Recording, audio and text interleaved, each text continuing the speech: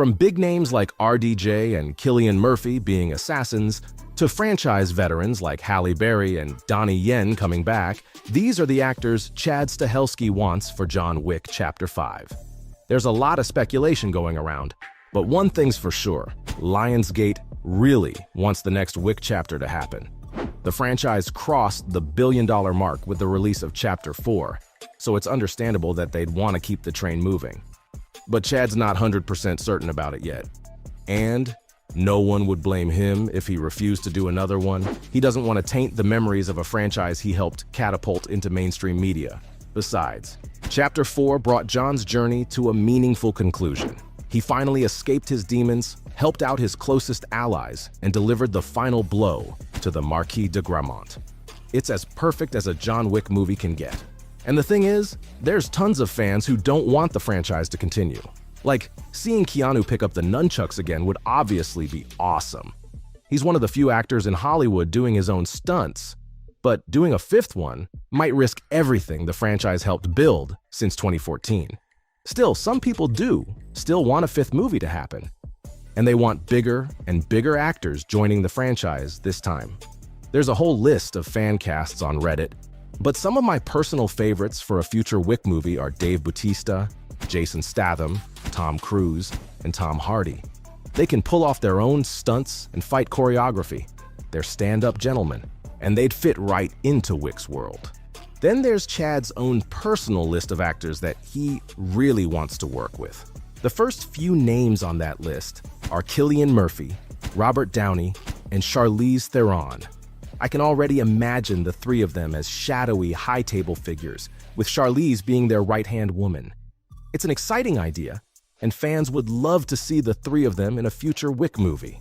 Chad's a huge Peaky Blinders fan, which doesn't surprise me since the series has outstanding action sequences and cinematography. He says Cillian would fit right into the Wick universe, and I totally agree. I've watched Batman Begins and The Dark Knight Rises, and he was one of the most compelling characters in both movies. Chad doesn't know what character Downey could play, but he's sure that if he was sitting in front of him, he'd figure it out in a second. Plus, Downey loves a purist approach to filmmaking. He's talked about playing Iron Man for over a decade, and the toll it's taken on his acting muscles. Playing one character for that long's bound to change you as an actor.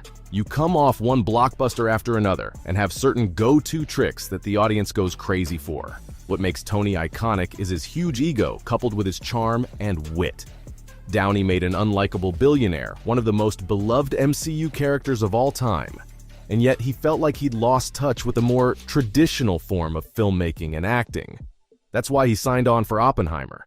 He wanted to flex his acting muscles in a way he'd never done before. So, he'll find Chad's approach to filmmaking really appealing.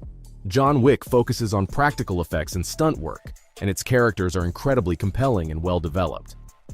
Chapter 4 had Akira, Mr. Nobody, Killa Harkan, and Kane.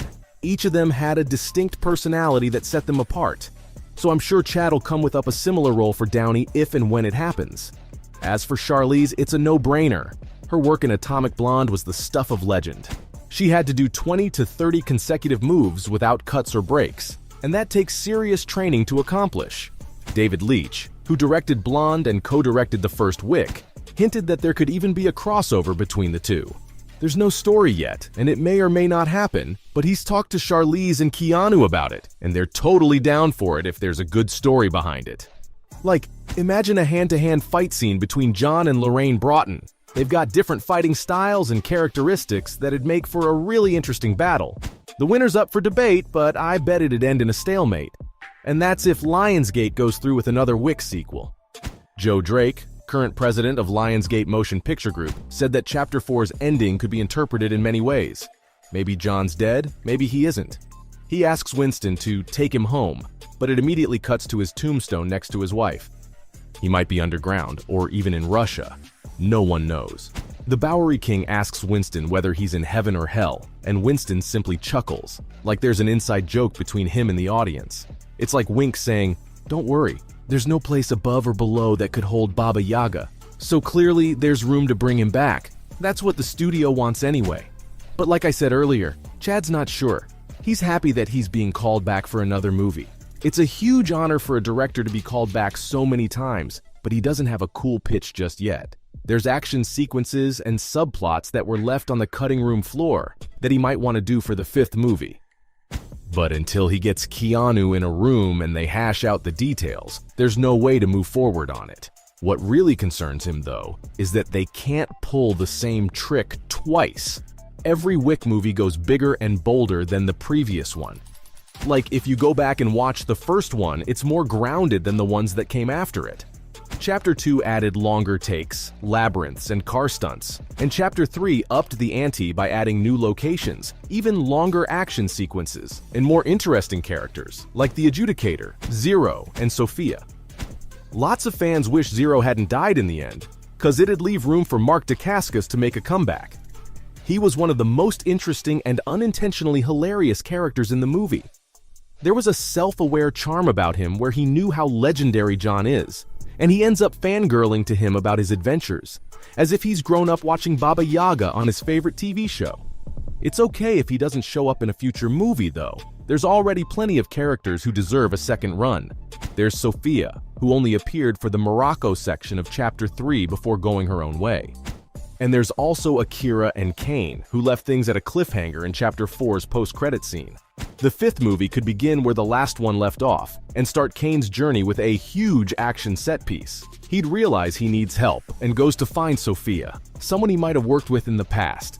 And that's where he might run into John, who's been in hiding all this time and wants nothing to do with the High Table. This is one idea, but I'm sure there's thousands of others that'd work better for Chapter 5. And on that note, there's a whole other list of actors that Chad wants in his next Wick movie. I've talked about the trending Hollywood names so far, but there's Colin Farrell, Michelle Yeoh, and Peter Dinklage. Colin's a fantastic character actor. He can play them tough, sensitive, dark comical, or all of the above.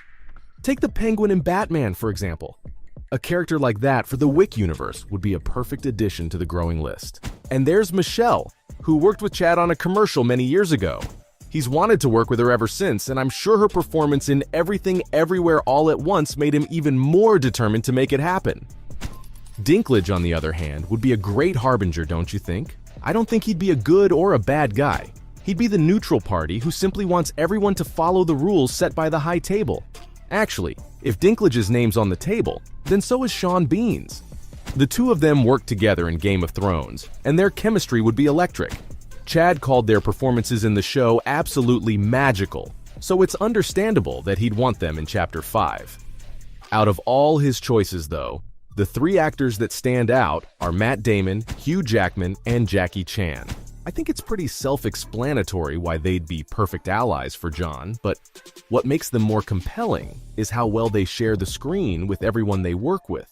They're fantastic action stars who display incredible depth and work ethic. And if Lionsgate officially greenlights a fifth movie, then here's hoping they're in it. So, from franchise veterans like Halle Berry and Donnie Yen, to big names like Robert Downey Jr. and Cillian Murphy, those were the actors Chad Stahelski wants for John Wick Chapter 5.